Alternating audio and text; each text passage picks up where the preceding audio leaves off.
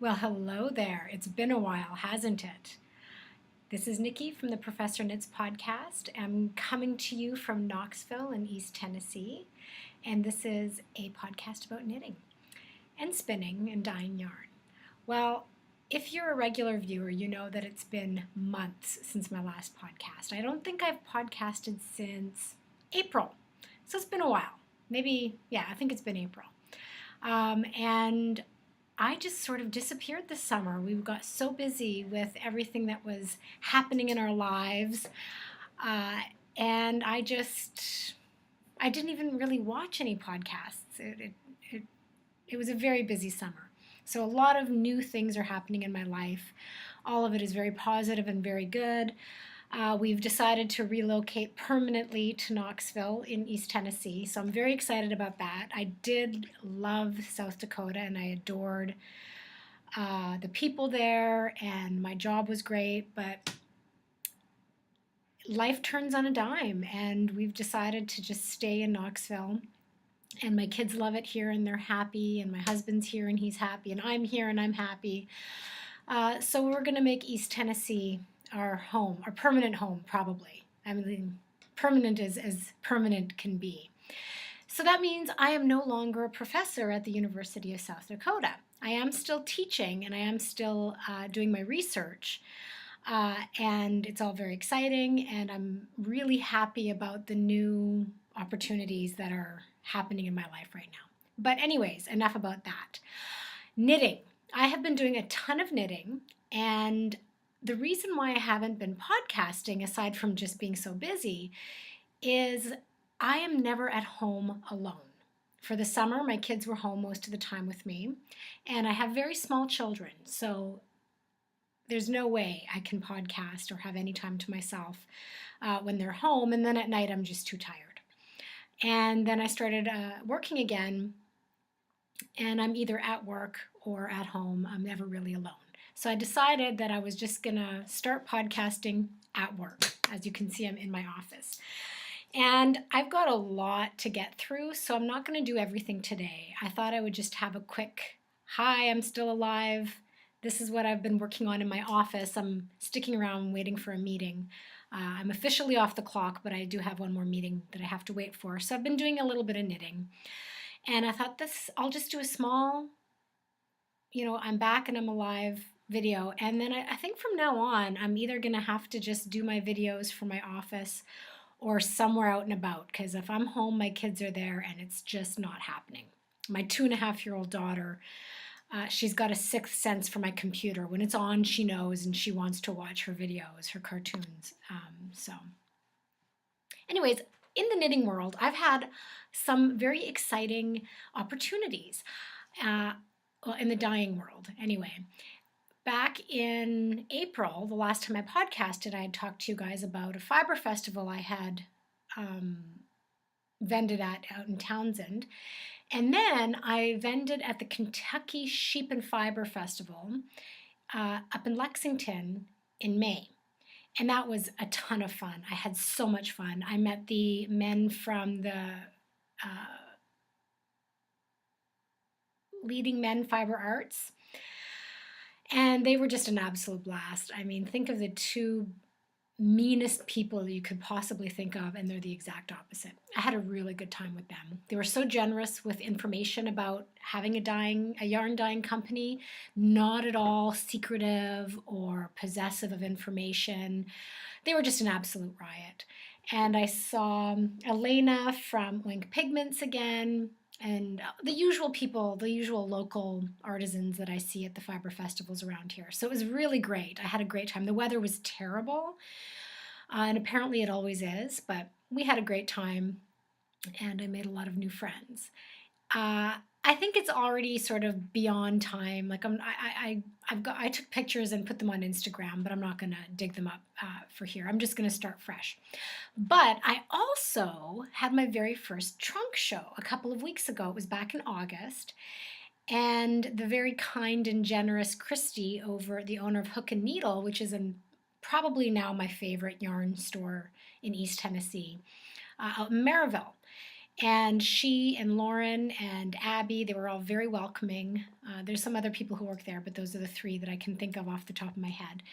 And considering how disorganized I was because the kids were driving me crazy, they were quite sick at the time. I just started a new job. Everything was pretty chaotic. But I still managed to get the yarn dyed for the trunk show as much as I could anyway, and get there a little bit late, but I got there and I had a trunk show over 2 days, a Friday and Saturday, and it was wonderful. So like I was so flattered at how well received my yarn was, and really inspired to start getting more colorways, get a little bit more consistent in my branding and my advertising and marketing. So I think I'm going to be trying quite a bit to build that business a little bit now that I have a little bit more time. I mean, technically, I have less time than ever before. Anyways, I have a ton of works in progress, and I also have several finished objects. But the only thing I'm going to show you today is my work in progress that I am working on for a friend of mine who's having a baby. She's due at the end of October, and she's having a little girl. And I decided I was going to knit the Flax Light.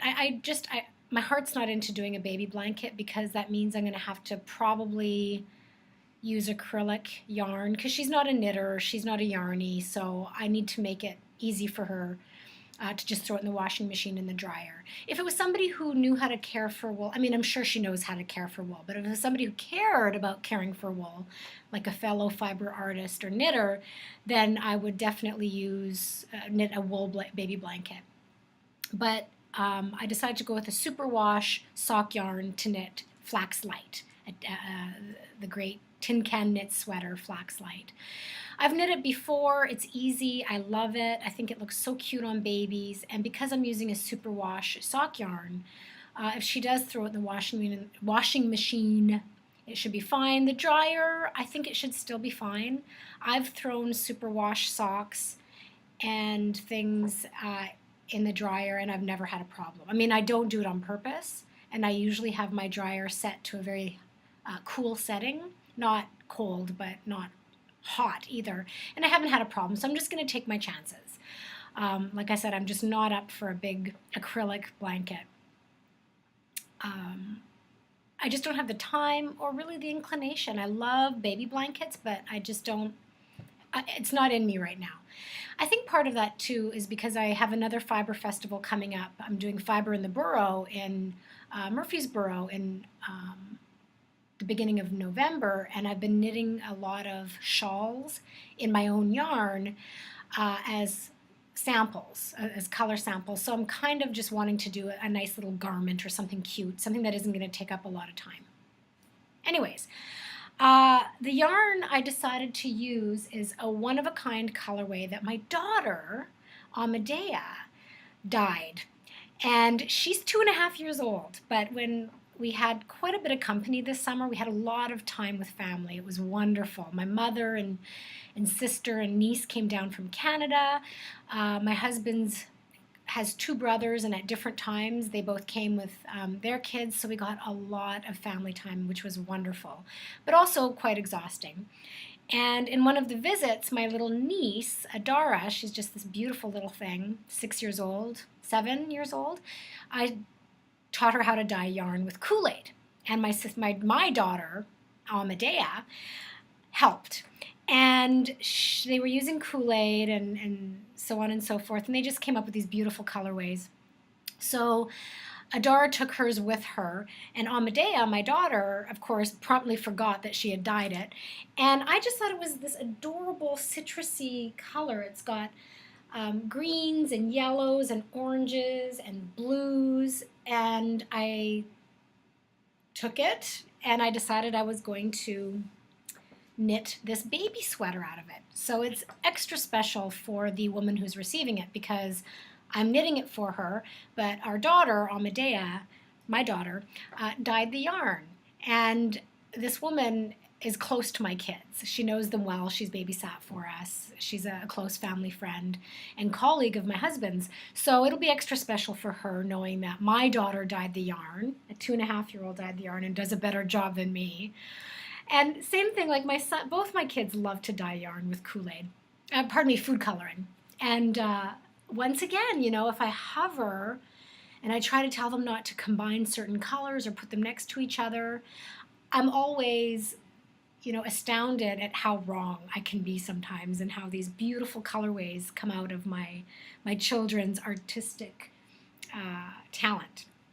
So I just got started last night, and I'm knitting it. I didn't have the right length of cable to knit in the round, so I started with Magic Loop, and as I'm doing the raglan increases from the yoke to the shoulders, I'll eventually switch over to knitting in the round, because that's all Magic Loop is, right? It's magical, but not really. It's just knitting in the round in a bit of a different configuration. So once I've done all of my increases, which won't be too much longer, I'll be ready just to snap it into knitting in the round, and away I go. And I'm using the size, I think it's size 5, whatever the pattern calls for. I'm not worried about gauge because it's for a newborn, but I'm doing the newborn size. And I just love doing this sweater. It's so fun, it's so quick and easy, it looks so cute on babies. And look at the little splashes of color, of orange. I mean, she's speckled better than I do with her little hands. I'm just so proud of her, and she just had such a blast doing it. So I'll probably I'll finish this very quickly because it's such a small but also quick and easy knit. And then I'll probably do a little baby hat, maybe a pair of booties, I don't know, we'll see. It's so much fun to knit for babies, which is funny because I don't knit for my kids anymore. I kind of stopped that. I've become, I've always been, but even more so now, a very selfish knitter. So I'm looking forward to giving that to my friend. Let's see, what else can I talk about? I think that's it for now. This is a very short video. I think what I'll do is, I'm not going to edit it. I'm done with that. I've been watching so many different types of podcasts just in the last couple of weeks, and I see that a lot of podcasters aren't editing anymore, and I like that. It's like, this is it, this is who we are, this is what I accidentally said, or this is how I mess up. And because editing a podcast takes way longer than filming it. And who cares about perfection? I sure don't. I don't mind when podcasters ramble on unnecessarily about whatever, as I'm doing right now. So yeah. But yeah, what I'll do is I'll stop now, and I'll do a little bit more tomorrow after I'm done work, but before I go pick up the kids. And then maybe string a couple of different episodes together, because I'll just never be able to sit down for an hour at home by myself to film. Anyways, I'll be back for you guys in 1 second, but for me, I'll be back tomorrow with more of my works in progress and finished objects from the summer. Take care.